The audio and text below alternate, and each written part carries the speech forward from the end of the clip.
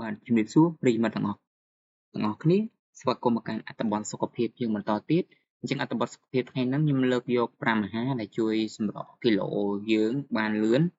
អញ្ចឹងសម្រាប់អាហារទី1គឺស៊ុតជាអាហារដែលសម្បូរទៅដោយប្រូតេអ៊ីននិងខ្លាញ់ល្អវាជួយឲ្យរាងកាយយើងមានអារម្មណ៍ឆ្អែតបានយូរមិនងាយធ្វើឲ្យយើងឆាប់ឃ្លាននិងជួយកាត់បន្ថយជាតិខ្លាញ់ដែលលើសការទទួលស៊ុតនៅពេលព្រឹកអាចផ្ដល់ថាមពលនិងជួយឲ្យយើងគ្រប់គ្រងទម្ងន់បានប្រសើរអញ្ចឹងចំពោះអាហារទី2គឺតែបៃតងគឺជាភេសជ្ជៈដែលមានសារធាតុជួយជំរុញប្រព័ន្ធរំលាយអាហាររំលាយខ្លាញ់ដែលលើសនិងកាត់បន្ថយខ្លាញ់ដែលកើតឡើងថ្មីការផឹកតែបៃតងជារៀងរាល់ព្រឹកមិនត្រឹមតែជួយបន្ថយទម្ងន់នោះទេប៉ុន្តែថែមទាំងផ្ដល់ឲ្យអារម្មណ៍យើងស្រស់ស្រាយនិងការពារសុខភាពយើងផងដែរអញ្ចឹងចំពោះអាហារទី3គឺ oats អញ្ចឹងអាហ្នឹងបើតាមបរទេសយើងអាចហៅ oats ប៉ុន្តែខ្មែរយើងអាចហៅថាប្រភេទស្រូវសាលីដែរអ្នកគ្នាដូចអ្នកគ្នាឃើញរូបនេះអញ្ចឹងអាហ្នឹងយើងអាចរកនៅតាមម៉ាតអូខេអញ្ចឹងអាហ្នឹងវាលក្ខណៈដូចរបៀបម្សៅអញ្ចឹងតែយើងអាចកូរវាយកធ្វើជាបបរឲ្យបានញ៉ាំជាមួយផ្លែឈើឲ្យបានអញ្ចឹង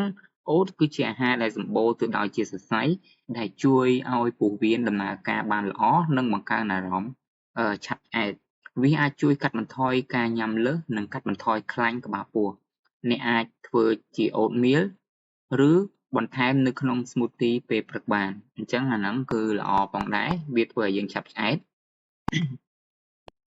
ចំពោះអាហារទី4គឺទឹកដោះគោជូរដែលយើងអាចហៅថាយើងអាចញ៉ាំប្រភេទ yogurt អញ្ចឹងសុខភាពពោះវៀនមានតួនាទីសំខាន់ក្នុងការគ្រប់គ្រងទម្ងន់ yogurt ឬក៏ទឹកដោះគោជូរអាចជួយសម្រួលប្រព័ន្ធរំលាយអាហារនិងកាត់បន្ថយការកើនឡើងទម្ងន់ការទទួលទានវាជារៀងរាល់ថ្ងៃអាចជួយឲ្យដំណើរការសម្រកទម្ងន់កាន់តែមានប្រសិទ្ធភាពចំពោះប្រភេទទី4គឺផឹកទឹកក្តៅអញ្ចឹងអានេះគឺងាយស្រួលមែនទែនអ្នកទាំងអស់គ្នាអញ្ចឹងការផឹកទឹកក្តៅ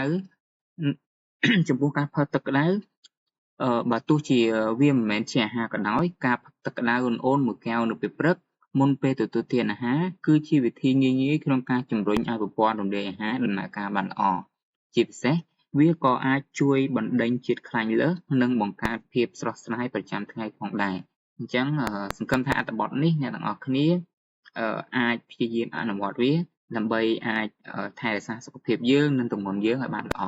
ជួបគ្នានៅអត្ថបទបន្ត